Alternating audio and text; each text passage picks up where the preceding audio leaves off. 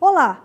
Na aula de hoje vamos falar sobre homologação, indenização adicional e modalidades de rescisão contratual. Vamos começar com a homologação do termo de rescisão do contrato de trabalho. Homologação rescisória. O termo de rescisão do contrato de trabalho, que é aquele formulário em 4 vias que a empresa precisa entregar ao trabalhador quando da rescisão de um contrato, precisa ser homologado, precisa ser conferido por uma terceira pessoa estranha às partes do contrato, quando o contrato de trabalho tiver duração de mais de 1 ano. Dessa forma, todas as vezes que um contrato de trabalho perdurar por mais de 1 ano, mais de 365 dias, o cálculo das verbas rescisórias que estão lançadas no termo de rescisão precisa ser conferido, preferencialmente pelo sindicato da categoria profissional, o Sindicato dos Trabalhadores. Caso na cidade não tenha Sindicato dos Trabalhadores, ou se o sindicato se recusar a homologar a rescisão por qualquer razão, a empresa deve buscar esta homologação junto ao Ministério do Trabalho e Emprego. Na falta do Ministério do Trabalho e Emprego, podem homologar a rescisão o promotor público ou defensor público e, em última hipótese, o juiz de paz. A homologação, portanto, nos contratos com duração superior a 1 ano é obrigatória e não é uma opção da empresa. Ela deve observar os mesmos prazos de pagamento da rescisão contratual, que estão no artigo 477 da CLT, parágrafo 6º. Confira. Consolidação das Leis do Trabalho. Artigo 477. Parágrafo 6º. O pagamento das parcelas constantes do instrumento de rescisão ou recibo de quitação deverá ser efetuado nos seguintes prazos. Alínea A.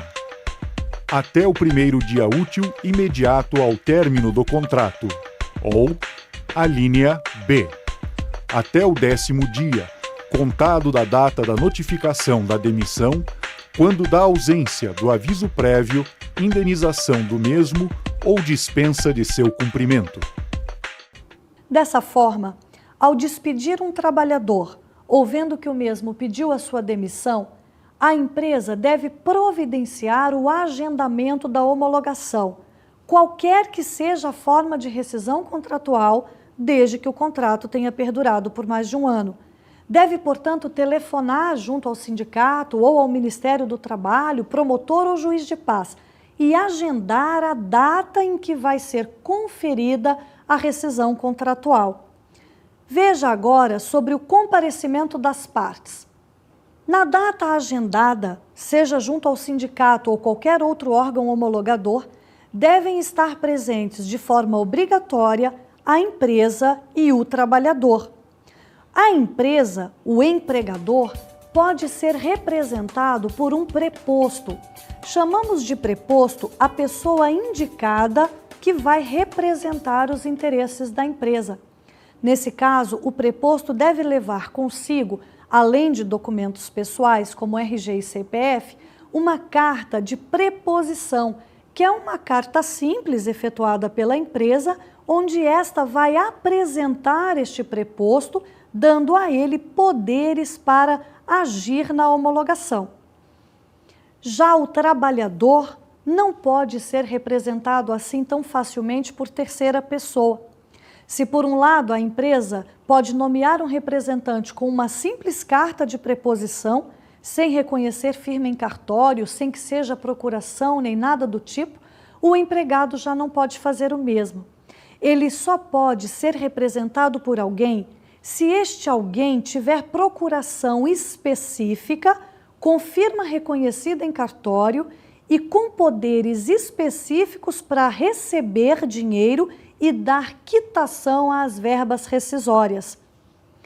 Se o trabalhador for menor de idade, menor de 18 anos, no caso da legislação trabalhista, é importante que o pai, a mãe ou qualquer outro responsável legal compareça junto com ele no momento da homologação.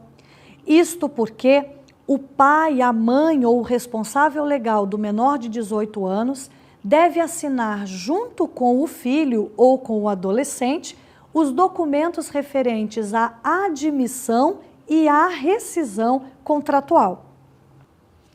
Se por fim se tratar de um empregado que faleceu e por isso não ser possível o comparecimento dele, ele deve ser substituído por seus dependentes no ato da homologação. Valem como dependentes aquelas pessoas habilitadas ao benefício de pensão por morte junto à legislação previdenciária. A Lei 8.213 de 91, Lei de Benefícios da Previdência Social, entende que são dependentes de uma pessoa habilitadas ao benefício de pensão a sua esposa ou marido, filhos até 21 anos de idade e, na falta de esposa, marido e filhos, os pais e, na falta destes, irmãos até 21 anos. Se o trabalhador que faleceu não tiver deixado cônjuge, que é a esposa ou o marido, filhos até 21, também não tiver deixado pais ou irmãos que dependam economicamente de seus proventos, este dependente não vai existir. E aí, quem que poderá representá-lo junto ao sindicato, ministério, para o ato de homologação? Nesses casos, na ausência de dependente habilitado ao benefício de pensão, vale para representar o trabalhador falecido qualquer sucessor declarado por um juiz da vara civil de acordo com a legislação civil, o Código Civil Brasileiro. Entra aí qualquer tipo de parente, filhos maiores de 21, irmãos maiores de 21, primos, cunhados, qualquer pessoa designada em testamento. Vamos agora à validade da quitação. Que efeitos tem, afinal de contas, esta homologação que vai ser feita pelo sindicato ou pelo Ministério do Trabalho? Se o empregado assina que concorda com aquelas verbas e o sindicato assina junto, a quitação é ampla e total de todo o contrato? Não é esta a regra da legislação e muito menos da jurisprudência brasileira. O Tribunal Superior do Trabalho, o TST, entende e firmou este entendimento na súmula 330 de que a quitação passada pelo trabalhador, a assinatura do trabalhador na rescisão, homologada pelo sindicato ou qualquer outro agente homologador, tem eficácia liberatória somente as parcelas que estão ali relacionadas. E ainda assim, desde que o agente homologador não tenha colocado no verso da rescisão contratual nenhum tipo de ressalva. As parcelas que não constam do termo de rescisão, porque não foram lançadas ali, e as parcelas que estão ali, mas que têm ressalva no verso, não são dadas como quitadas, mesmo tendo passado pela homologação. Pagamento. O pagamento das verbas rescisórias tem que ser feito na mesma data em que está sendo feita a homologação. Lembrando-se que, se tratar de empregado analfabeto, é obrigatório o pagamento em dinheiro, em pecúnia. Caso a empresa tenha feito algum desconto na rescisão contratual, seja descontos previstos em lei, em convenção coletiva, ou até em razão de algum dano ou prejuízo causado por seu empregado, é preciso observar que o valor total desses descontos, uma vez somados, não pode ultrapassar o valor total de uma remuneração mensal do trabalhador. Esta é a regra que consta, inclusive, do artigo 477 da CLT, parágrafo 5º. Indenização adicional. Toda empresa, uma vez constituída, é representada por um sindicato patronal, por um sindicato que representa a sua categoria econômica. Já, por sua vez, os trabalhadores que são empregados desta empresa são também representados pelo mesmo sindicato, mas não pelo sindicato patronal, e sim pelo sindicato que representa aquela categoria profissional. Por exemplo, uma atividade de construção civil. Uma empresa construtora vai ter o sindicato patronal da construção civil e os trabalhadores vão ser representados pelo sindicato profissional da construção civil. No estatuto desses dois sindicatos, vai ser designada uma data base, um determinado mês do ano, onde os dois sindicatos vão se sentar para negociar condições mais benéficas de trabalho para o período do ano subsequente. A esse mês escolhido e fixado nos estatutos que constituíram os sindicatos, nós chamamos de data base. É a data base da negociação coletiva.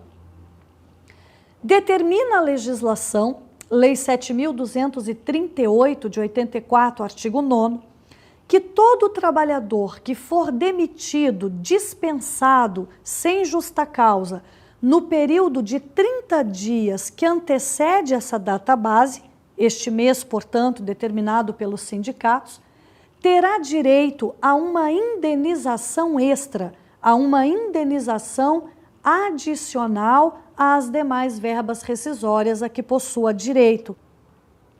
O valor dessa indenização adicional deve corresponder a um mês de salário, salário contratual, como assim determina, inclusive, a súmula número 242 do Tribunal Superior do Trabalho. Confira. Tribunal Superior do Trabalho, súmula 242. Indenização adicional. Valor. A indenização adicional prevista no artigo 9º da Lei nº 6.708, de 30 de outubro de 1979, e no artigo 9º da Lei nº 7.238, de 28 de outubro de 1984, corresponde ao salário mensal, no valor devido na data da comunicação do despedimento, integrado pelos adicionais legais ou convencionados, ligados à unidade de tempo mês, não sendo computável a gratificação natalina. Como você viu, essa indenização se encontra positivada na Lei 7.238 de 84, artigo 9º. E é importante observar também que, de acordo com o entendimento do TST, Tribunal Superior do Trabalho, consubstanciado na súmula número 182, o período do aviso prévio indenizado ou mesmo trabalhado deve ser computado para fins de verificação se o último dia de contrato ocorreu ou não no trintídio que antecede a data base. Vão existir, portanto, 3 situações distintas. Vejam só. Dispensa sem justa causa a mais de 30 dias anteriores da data base. O empregado não fará jus ao recebimento da indenização adicional nem de qualquer correção. Para ilustrar essa primeira situação, considere um empregado que tenha sido demitido no mês de julho de um determinado ano, com aviso prévio indenizado, de forma que seu contrato de trabalho acabou se projetando para o mês de agosto, em razão do tempo do aviso ser considerado como tempo de serviço. O término do contrato, portanto, se deu em agosto e imagine uma data base no mês de outubro. Nesse caso, a rescisão contratual, ainda que a gente considere o aviso, ocorreu muito antes dos 30 dias anteriores a outubro. Ocorreu em agosto e o período de 30 dias seria setembro.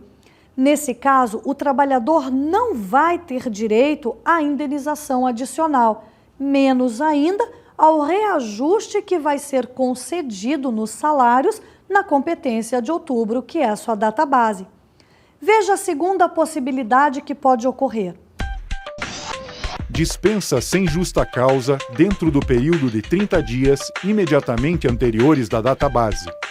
O empregado fará jus à indenização adicional equivalente a um salário mensal, ainda que a empresa efetue o pagamento das verbas rescisórias com o salário corrigido.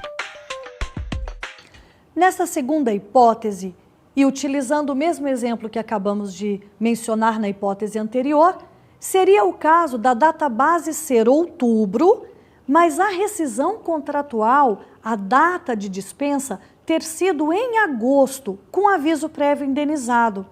O que vai ter acontecido? Como o aviso é considerado como tempo de serviço, este contrato acabou se projetando para o mês de setembro, já que a rescisão foi comunicada em agosto.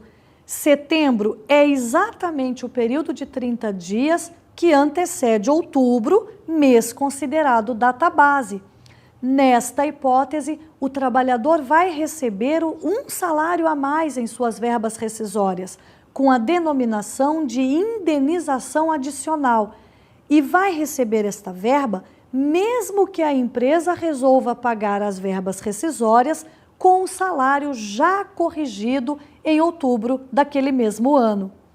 Veja, por fim, uma terceira hipótese que pode acontecer. Dispensa sem justa causa dentro do mês da data base. O empregado não fará jus à indenização adicional, mas receberá as verbas rescisórias com base no salário já corrigido. Nesta última hipótese, e utilizando-se ainda do mesmo exemplo de data base em outubro, seria o caso do empregado ter sido demitido em setembro, com aviso prévio indenizado. O que vai ter acontecido então? O aviso prévio projeta o contrato por mais 30 dias, de forma que o vínculo vai ter se encerrado definitivamente bem no mês da data base, outubro. Neste caso, não vai ser devida a indenização adicional, mas o trabalhador vai ter direito à sua rescisão contratual calculada já com o salário corrigido de acordo com o reajuste negociado naquela data base. Vamos agora ao último tema da nossa aula de hoje, que são as modalidades de rescisão contratual. Nós vamos ver agora as principais modalidades de rescisão que existem no direito brasileiro. Vamos iniciar com a mais comum de todas elas, que é a dispensa sem justa causa. Essa rescisão ocorre quando a empresa, o empregador, não tem mais interesse em continuar com aquele empregado prestando serviços e não tem um motivo justo para mandá-lo embora. Pode ter suas razões, mas não um motivo justificado aos olhos do legislador. Por isso, essa rescisão se chama sem justa causa, sem motivo, e também é conhecida como rescisão imotivada ou dispensa imotivada. Veja quais são as verbas rescisórias que o trabalhador vai ter direito. Na dispensa sem justa causa, deverão ser pagas as seguintes parcelas rescisórias: aviso prévio, indenizado ou trabalhado, 13º salário proporcional, férias vencidas e proporcionais, 1/3 das férias, saldo de salário, salário família, se preenchidos os requisitos da Lei 8.213 de 1991. Sobre o fundo de garantia do tempo de serviço, é importante observar que o trabalhador vai ter direito ao depósito de 8%, que incidirá sobre as verbas rescisórias que estão sendo pagas, como o aviso prévio indenizado, o 13º salário e eventual direito de saldo de salários. Além dos 8% que vão incidir sobre essas verbas, o trabalhador também vai receber uma multa, uma indenização de 40% de todos os depósitos que tiverem sido feitos pela empresa durante aquele vínculo empregatício. A Caixa Econômica Federal vai fornecer para a empresa um extrato atualizado com todos os valores depositados corrigidos monetariamente. Sobre aquele valor atualizado é devido então o cálculo da multa de 40%. Na dispensa sem justa causa, o trabalhador terá direito a sacar os valores depositados durante o vínculo empregatício. Uma segunda modalidade bastante comum de rescisão contratual refere-se à demissão voluntária. Como o próprio nome diz, é voluntária, o próprio trabalhador que não quer mais continuar com o vínculo empregatício. Essa demissão é chamada normalmente de pedido de demissão. O nome não é tecnicamente correto, mas já foi adotado pela prática e pelo costume de forma que é o nome mais usual. Não é tecnicamente correto porque ninguém pede a demissão. Na verdade, o empregador não pode se recusar quando você quer sair. Por isso, não se trata de um pedido propriamente dito, mas sim de uma comunicação. Você não pede, portanto, você comunica que não quer mais ficar naquele emprego e o empregador não pode se recusar a fazer a rescisão contratual. A diferença entre a dispensa sem justa causa e a demissão voluntária é que nesta modalidade não será paga a parcela do aviso prévio, indenizado ou trabalhado, ao trabalhador. Como você acabou de observar, a empresa não vai te dar o aviso prévio, seja ele indenizado ou trabalhado, mas ao contrário, como você é que quer sair do emprego, você, trabalhador, é que precisa dar o aviso prévio à empresa, também de 30 dias, para que ela contrate outra pessoa para ficar no seu lugar. Sobre os depósitos de fundo de garantia, o trabalhador vai receber aqueles 8% que vão incidir sobre as verbas rescisórias, como 13º, saldo de salários, mas não vai ter direito à multa de 40% que incide sobre todos os depósitos do vínculo empregatício. Na demissão voluntária, o trabalhador não terá direito a sacar os valores depositados durante o vínculo empregatício. Rescisão antecipada de contrato por prazo determinado. Esta é uma terceira modalidade de rescisão, também muito comum no direito brasileiro. É o caso, por exemplo, da empresa fazer com o trabalhador, quando contratou este trabalhador, um contrato de experiência ou qualquer outra modalidade de contrato por prazo certo. E vamos então dar o exemplo da experiência que é mais conhecida de todos vocês. Imagine então uma empresa que contratou um determinado trabalhador por um período de experiência e antes de chegar ao término deste contrato, resolve, por qualquer razão, sem motivo justo de acordo com a CLT, mandar esse trabalhador embora, não quer mais que ele continue prestando serviços. Como se trata de um contrato por prazo certo, por prazo determinado, fixado entre as partes no momento da contratação, não há que se falar e nem pretender receber aviso prévio de qualquer natureza, seja trabalhado ou indenizado.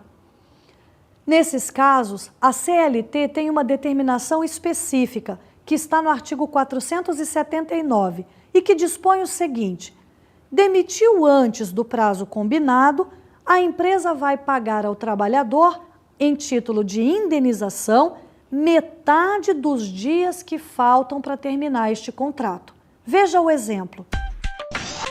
Em um contrato de experiência com duração de 45 dias, a rescisão contratual foi antecipada para o 25º dia sem justa causa. A indenização foi de 10 dias. Sendo a rescisão contratual de interesse do trabalhador, motivada pelo empregado, e então estaríamos falando de demissão voluntária, pedido de demissão, também não será devido nenhum aviso prévio para a empresa.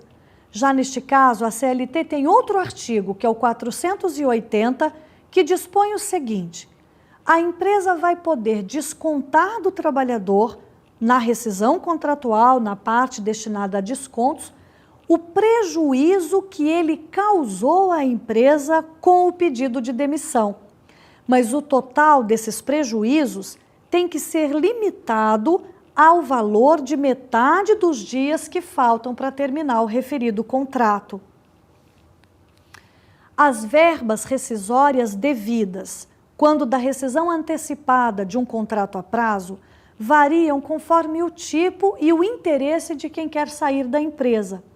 Se for uma rescisão motivada pelo empregador, dispensa sem justa causa, portanto, o trabalhador vai ter direito às mesmas verbas rescisórias devidas naquela primeira hipótese que trabalhamos nessa aula, que é a dispensa sem justa causa, com uma única diferença: em vez de receber aviso prévio, vai receber a indenização do artigo 479, equivalente à metade dos dias que faltam para completar o contrato. Se, ao contrário, a rescisão for motivada pelo empregado, e aí estamos falando de demissão voluntária, pedido de demissão, as verbas rescisórias vão ser as mesmas que falamos na segunda hipótese desta nossa aula, pedido de demissão, demissão voluntária. Também com uma única diferença. Em vez do trabalhador indenizar ou trabalhar o aviso prévio para a empresa, ele vai poder vir a sofrer um desconto na sua rescisão, caso a empresa consiga comprovar que ele causou prejuízos com esse pedido, com esta comunicação, mas esse desconto tem que ser limitado à metade dos dias que faltam para completar o contrato pactuado entre as partes. Extinção automática de contrato por prazo determinado. Esta é a quarta e última hipótese das modalidades principais de rescisão contratual, pelo menos das mais comuns, e se refere àquela situação onde foi contratado o empregado por um prazo certo, como o contrato de experiência de 45 dias, por exemplo, e bem na data certa, no 45º dia, alguma das partes, seja a empresa ou o trabalhador, pretende pôr fim àquela relação de emprego. Esta rescisão, portanto, pode ser motivada tanto pelo empregador quanto pelo trabalhador, sem nenhuma diferença nas verbas rescisórias a que o trabalhador vai ter direito.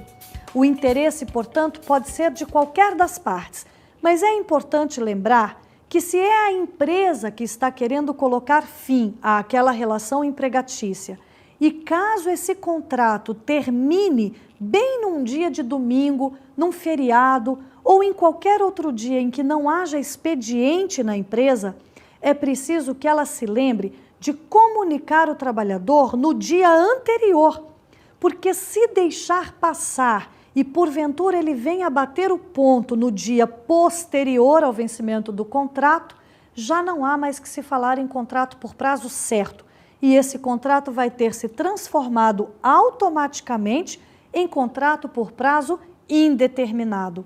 Veja um exemplo. O término do contrato ocorreu no dia 1º de maio, feriado. A notificação do empregado da resilição contratual ocorreu no dia 30 de abril. A data da rescisão contratual foi 1º de maio. Então, o pagamento das verbas rescisórias ocorreu no primeiro dia útil após o término do contrato. As verbas rescisórias devidas quando da extinção automática de um contrato por prazo certo são as mesmas verbas devidas quando a empresa manda o empregado embora sem justa causa, com duas diferenças básicas e importantes. Primeiro, que não vai ter que pagar aviso prévio nem multa do artigo 479 da CLT. Segundo, que não vai ter que pagar também aquela indenização, aquela multa de 40% dos depósitos existentes de fundo de garantia do tempo de serviço. No entanto, o empregado vai ter direito a sacar normalmente os valores que foram depositados durante o contrato.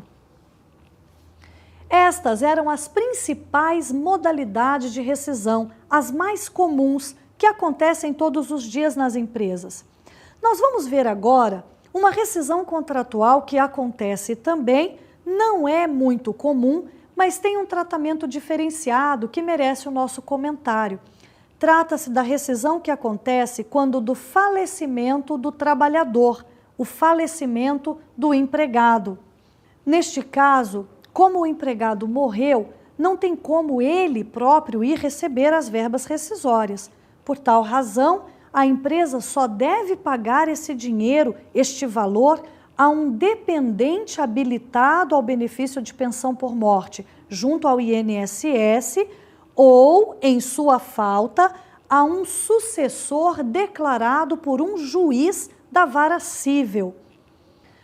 A empresa deve ter este cuidado, porque se porventura ela pagar a quota-parte para uma pessoa que não tenha apresentado o seu nome constando da relação de dependentes habilitados à pensão, que é o documento emitido pelo INSS, e que também não tenha apresentado um alvará judicial que tenha relacionado esta pessoa como herdeira, como sucessora daquele trabalhador falecido, a empresa pode vir a ser surpreendida no futuro com uma reclamatória trabalhista, movida por um real dependente daquele trabalhador, alguém que conste na relação de dependentes do INSS ou que figure no alvará como herdeiro.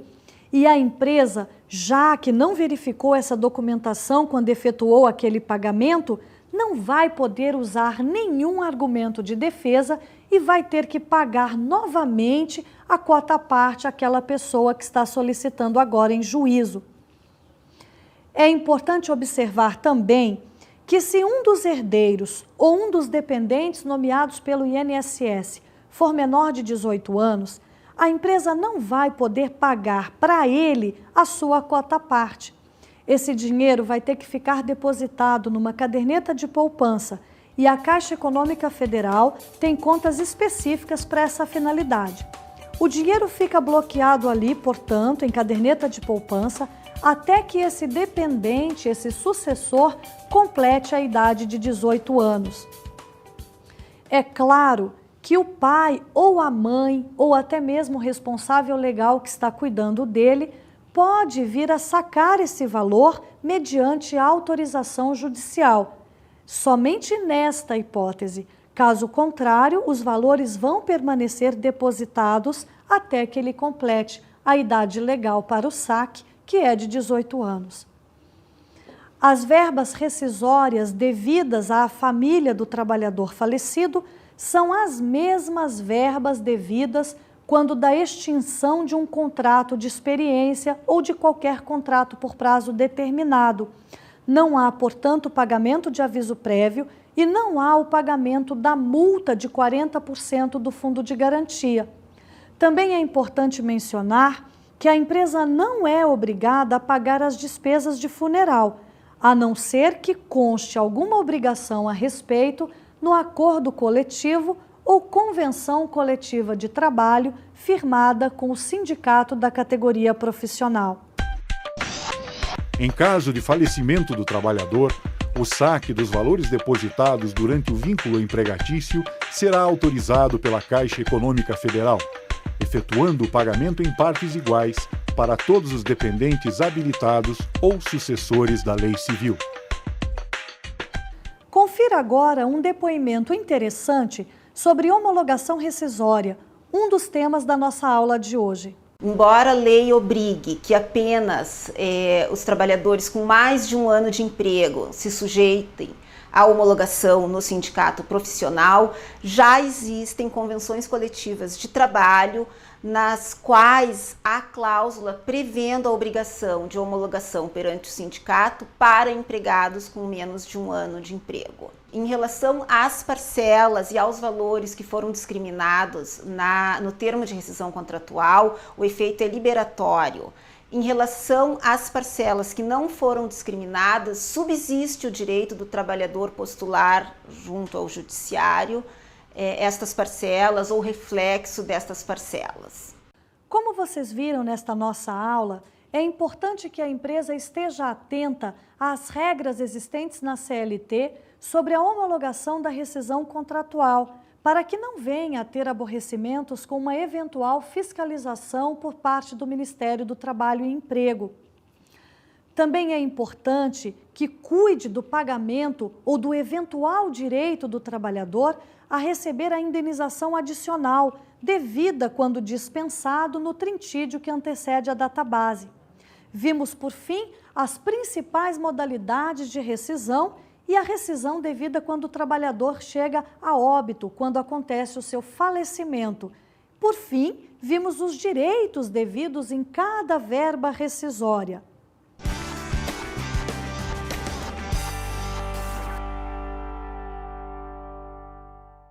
Como dica de estudo desta nossa aula, eu recomendo a leitura da obra Curso de Direito do Trabalho, de autoria de Amaury Mascaro Nascimento, LTR Editora. Bons estudos para você!